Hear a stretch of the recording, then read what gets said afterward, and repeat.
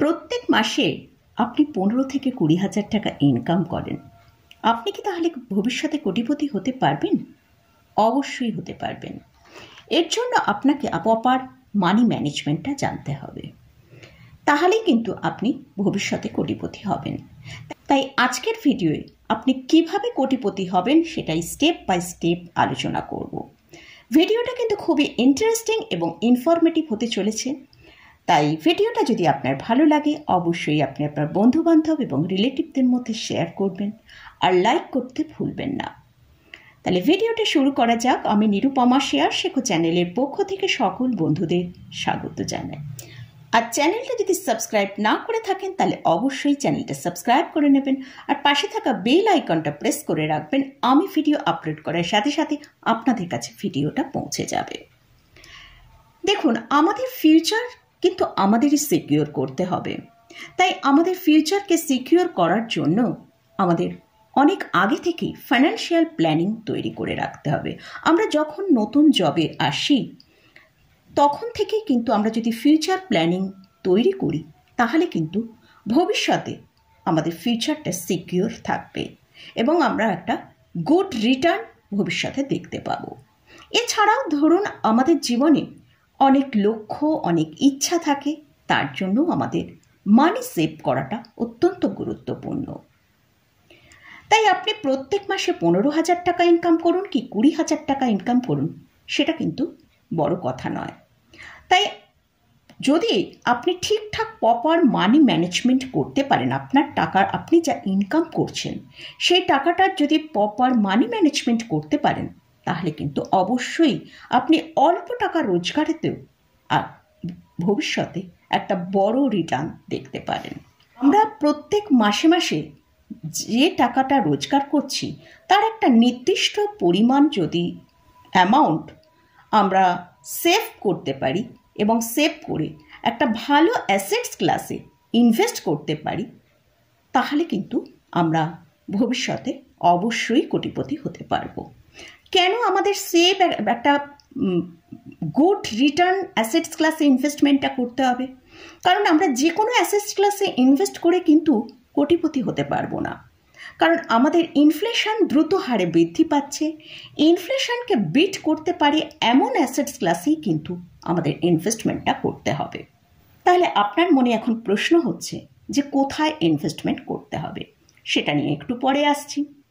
তার আগে আমি যে বললাম আপনার টাকাটাকে প্রপার মানি ম্যানেজমেন্ট করতে হবে।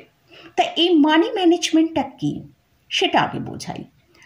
ধরুন আপনি মাসে 15 থেকে 20,000 টাকা ইনকাম করছেন, তো সেক্ষেত্রে আপনার টাকাটাকে যদি প্রপারলি ম্যানেজ করতে হয় তাহলে আপনাকে একটা রুলস ফলো করতে হবে। সেই রুলসটা কি? 50-30-20। অর্থাৎ আপনি যদি মাসে 20,000 টাকা ইনকাম করেন তার 50% অর্থাৎ 10,000 টাকা আপনার নিত্য প্রয়োজনীয় যেসব এক্সপেন্সগুলো হয় সেগুলোর জন্য খরচা করবেন। অর্থাৎ নিত্য প্রয়োজনীয় বলতে আমাদের রেগুলার যেসব জিনিসগুলোর প্রয়োজন, ধরুন ইলেকট্রিসিটি, বাড়ি ভাড়া, নর্মাল যে খাওয়া দাওয়া আমরা করি, বাচ্চাদের এডুকেশন, ফ্যামিলিতে কিছু এক্সপেন্স করা, এগুলো কিন্তু আমাদের থাকেই। এগুলো কিন্তু সবটাই ওই 50%-এর মধ্যে ঢুকে যাবে। অর্থাৎ আপনি 20,000 টাকার ভেতরে 10,000 টাকার মধ্যে এই সব খরচগুলো আপনি করে নেবেন। নেক্সট আসছি 30%।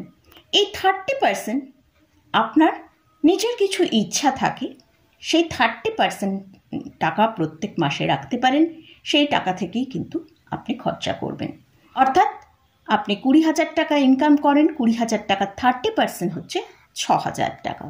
এই 6,000 টাকা প্রত্যেক মাসে আপনি হয়তো কোনো ভালো রেস্টুরেন্টে খাওয়া দাওয়া করলেন, কোথাও ঘুরতে বেড়াতে গেলেন, বা কোনো একটা হয়তো জিনিস আপনার কিনতে ভালো লাগলো, সেটা ধরুন রেস্টুরেন্ট হতে পারে, মোবাইল হতে পারে, সেইটাকে আপনাকে এই 6,000 টাকার মধ্যেই কিন্তু কভার করতে হবে। যেমন ধরুন একটা মোবাইল, আপনি বলবেন একটা মোবাইলেরই তো দাম এখন 20 থেকে 25,000 টাকা মিনিমাম। তো সেটা এক মাসে না হয় আপনি 3 মাস 4 মাস সেই টাকাটাকে জমিয়ে রাখুন, তারপর একসাথে হলে সেইটা আপনি মোবাইলটা কিনুন। কিন্তু এখানে একটা কথা বলি, অবশ্যই সেটা লোন করে কিনবেন না, কারণ লোন এমনই একটা জিনিস, সেটা লোন করে কিনতে কিনতে কিন্তু আপনাকে সারা জীবন লোনের মধ্যেই ঢুকে যেতে হবে, কারণ লোনটা পেমেন্ট করতে গিয়ে কিন্তু অনেক টাকা সুদ গুনতে হয়। তাই সেটাও যদি আপনার ইচ্ছে হয় যে আপনি 20,000 টাকা 25,000 টাকার একটা ফোন কিনবেন, সেটা আপনার শখ, আপনাকে সেক্ষেত্রেও আপনাকে হয়তো 3-4 মাস এই যে 6,000 টাকা বললাম তার একটা পার্সেন্টেজ রেখে আস্তে আস্তে সেটা হয়তো 4-5 মাসের মাথায় আপনি কিনতে পারলেন। নেক্সট আসছে 20%। 20% মানে আপনার 20,000 টাকার 20% মানে 4,000 টাকা। এই 4,000 টাকা কোনোভাবেই ছাটকাট করা যাবে না। প্রত্যেক মাসে মাসে আপনার যখনই 20,000 টাকা এলো তার 20% আগে আপনাকে সেভিংসে, অর্থাৎ যেখানে আপনি রেগুলার ইনভেস্ট করছেন সেখানে পৌঁছে দিতে হবে। তারপর কিন্তু আপনি বাকি খরচাগুলো করতে থাকুন। যদি সেটা করতে পারেন তাহলে কিন্তু আপনার পক্ষে কোটিপতি হওয়াটা খুব ইজি হয়ে যাবে। আর এই 20% আপনাকে এমন কোনো একটা অ্যাসেটস ক্লাসে রাখতে হবে, এখান থেকে আপনি ইয়ারলি 12 থেকে 15%-এর মতন রিটার্ন পাবেন। আপনার কিন্তু সারা জীবন এই 15 থেকে 20,000 টাকা ইনকাম হবে না। প্রত্যেক বছরে আপনার হয়তো 10%, 20% করে আপনার স্যালারি বৃদ্ধি পাবে। অর্থাৎ আপনার ইনকাম যেরকম যেরকম বাড়বে আপনি কিন্তু আপনার এই ইনভেস্টমেন্টকেও সেই অনুপাতে বাড়াতে থাকবেন। ধরুন আজকে আপনি 20,000 টাকা রোজগার করছেন, সেক্ষেত্রে আপনি 4,000 টাকা অর্থাৎ 20% মানে 4,000 টাকা ইনভেস্ট করছেন। ধরুন আপনার 20,000 টাকা মাইনে 10% বেড়ে হলো 22,000 টাকা, সেক্ষেত্রেও কিন্তু আপনার ইনভেস্টমেন্টকেও বাড়িয়ে যে 4,000 টাকা আপনি ইনভেস্ট করছিলেন সেখানেও 10% বাড়িয়ে দিন, অর্থাৎ 4,400 টাকা। সেকেন্ড বছর 4,800 টাকা। এইভাবে প্রত্যেক বছরে বছরে আপনি 10% হারে কিন্তু আপনার ইনভেস্টমেন্টকেও বাড়ান। তাহলে আপনার বয়স যখন 50 বছর হবে, অর্থাৎ আপনি 25 বছরে চাকরিতে জয়েন করেছেন, আপনার যখন 50 বছর বয়স তখন কিন্তু আপনার এই ইনভেস্টমেন্টটি আপনাকে 1,71,00,000 টাকায় পৌঁছে দেবে। তো সেটা আমি ভিডিওর শেষে আপনাদের দেখাবো। তার আগে এবারে বলি কোথায় আপনি ইনভেস্টমেন্টটা করবেন। আমরা ছোটবেলা থেকে দেখি আমাদের প্যারেন্টসরা ব্যাংক, পোস্ট অফিসে ইনভেস্ট করতেন, কারণ সেখানটা সব থেকে সিকিউর। হ্যাঁ, অবশ্যই ব্যাংক, পোস্ট অফিস এখনো সিকিউর। তখন কিন্তু ইন্টারেস্ট অনেকটা বেশি দিত।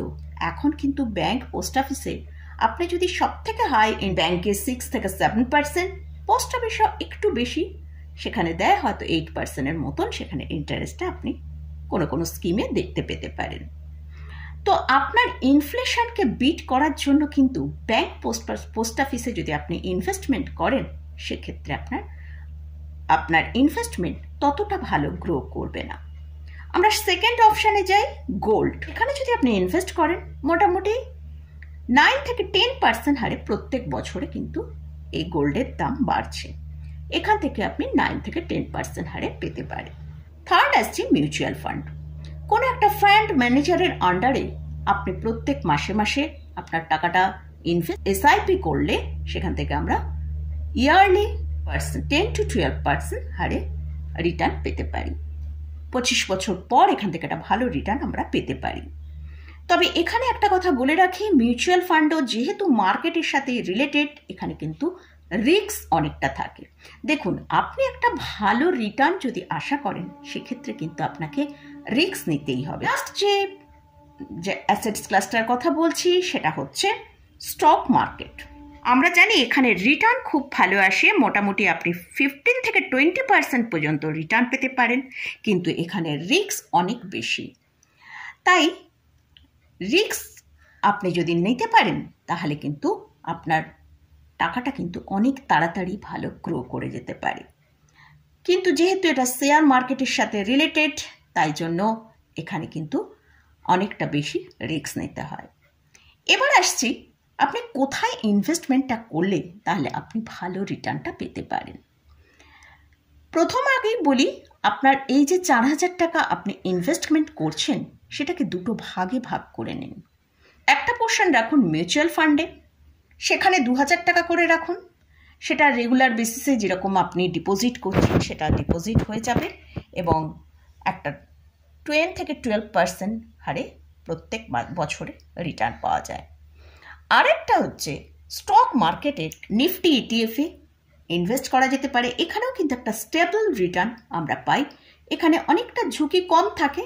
স্টকে ইনভেস্ট করায় যে ধরনের ঝুঁকি থাকে, সেক্ষেত্রে আপনি যদি নিফটি ইটিএফে ইনভেস্ট করেন প্রত্যেক বছরে প্রত্যেক মাসে মাসে 2,000 টাকা করে, সেক্ষেত্রে কিন্তু আপনার রিটার্ন আপনি মোটামুটি ইয়ারলি এখানে 12 থেকে 15%, কখনো কখনো এর চেয়েও বেশি, যেমন আমরা রিসেন্ট যে 2023-এ দেখেছি, 23 থেকে 2024-এ আমরা দেখছি মোটামুটি 20%-এর ওপর রিটার্ন কিন্তু আমরা এই ইন্ডেক্সে দেখতে পাচ্ছি।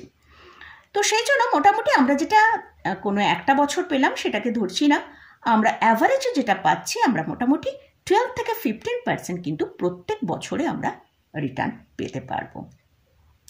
কারণ সব বছর যে 20% দেবে এমন কথা নয়, তাই আমাদের মোটামুটি কখনো কখনো কোনো বছর হয়তো কমও দিতে পারে। তাই আমাদের একটা অ্যাভারেজ রিটার্ন সবসময় মেনটেন করতে হয়।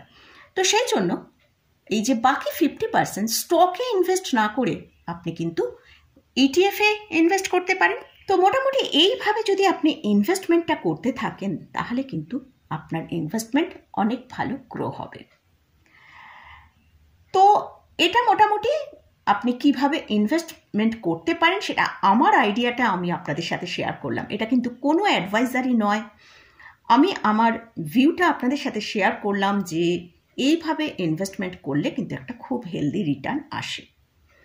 এবারে আপনাদের দেখাচ্ছি একটা এসআইপি ক্যালকুলেটর। এটা আপনারা গুগল থেকেও খুলে দেখে নিতে পারেন। আমি একটা সিম্পল ধরুন মিউচুয়াল ফান্ডে এসআইপি করছি, সেখান থেকে আমরা রিটার্নটা কিভাবে পাবো সেটা আমরা দেখে নেব। প্রত্যেক মাসে মাসে আমরা 4,000 টাকা করে এসআইপি করছি। 12% হারে রিটার্ন আমরা ইয়ার দিয়েছি 25 ইয়ার্স, আর আমাদের টপ আপ দিয়েছি 10% করে বাড়ছে। সেক্ষেত্রে আমরা ভবিষ্যতে যখন 25 বছর পর এখান থেকে রিটার্নটা দেখতে পাচ্ছি 1,71,00,000 টাকা। তাহলে বুঝতেই পাচ্ছেন যে কোটিপতি হওয়াটা কিন্তু খুব বেশি ডিফিকাল্ট নয়। ডিফিকাল্ট হচ্ছে আপনি আপনার মানিটাকে কিভাবে ম্যানেজ করে ইনভেস্ট করছেন। সব শেষে বলি, যারা অনেক ভালো ভালো টাকা রোজগার করেছে, মাসে তারা 70,000 80,000 টাকা করে রোজগার করেছে, কিন্তু তাদের শেষ সময় কিন্তু তাদের হাতে সেরকম মানি ছিল না, কারণ তারা ঠিকঠাক তাদের প্রপার মানি ম্যানেজমেন্টটা করতে পারেনি। তাই আপনি যদি প্রথম থেকে আপনার অল্প ইনকাম হলেও আপনি যদি প্রথম থেকেই ঠিকঠাক ইনভেস্টমেন্ট করতে পারেন তাহলে আপনি অবশ্যই কোটিপতি হতে পারবেন। তো মোটামুটি এইটাই আজকে আপনাদের সাথে ভিডিওটা শেয়ার করলাম। শুধুমাত্র এটা লার্নিং পারপাসেই আপনাদের সাথে ভিডিওটা শেয়ার করলাম। যে আমরা সবাই বলি যে কোটিপতি হবার জন্য অনেক বেশি মানি আর্ন করতে হয়, কথাটা কিন্তু একদমই ঠিক নয়। মানিকে কিভাবে সেভ করে মানি ম্যানেজমেন্ট ঠিকঠাক করলে তবেই কিন্তু আপনি কোটিপতি হবেন। না হলে আপনি যত টাকাই ইনকাম করুন না কেন, আপনি যদি মানি ম্যানেজমেন্টের দিকে ফোকাস না করেন তাহলে কিন্তু আপনি কোনোদিনই একটা ভালো টাকা ফিউচারের জন্য সিকিউর করতে পারবেন না। আর মানি ম্যানেজমেন্ট ঠিকঠাক করতে পারলেও কম টাকাতেও আপনি কিন্তু একটা ভালো মানি ভবিষ্যতের জন্য তৈরি করে নিতে পারবেন। তো মোটামুটি আজকের ভিডিওটা এটাই আপনাদের সাথে শেয়ার করার ছিল। আর এই ভিডিওটা শুধুমাত্র এডুকেশন পারপাসেই আপনাদের সাথে শেয়ার করলাম। এটা কিন্তু কোনো রকম রেকমেন্ডেশন কিছু নেই। আপনারা যদি কোথাও সেটা যেখানেই আপনারা ইনভেস্টমেন্ট করুন তার আগে সব কিছু ভালো করে বুঝে নিয়ে তারপরে ইনভেস্টমেন্ট করবেন, কারণ এটা আপনার ফিউচারের ব্যাপার। আপনি কোথায় ইনভেস্টমেন্ট করবেন, কতটা রিস্ক নিতে পারবেন, সব কিছুর উপর ডিপেন্ড করেই কিন্তু আপনার ইনভেস্টমেন্টটা হবে এবং সেই ইনভেস্টমেন্টটা কতটা সিকিউর হচ্ছে সে সম্পর্কেও ভালো করে জেনে নিয়ে তারপরেই আপনি ইনভেস্টমেন্ট শুরু করবেন। তো মোটামুটি আজকের মতন ভিডিওটা এখানেই শেষ করছি। ভিডিওটা যদি ভালো লাগে অবশ্যই লাইক করবেন, শেয়ার করবেন, সাবস্ক্রাইব করবেন। ধন্যবাদ।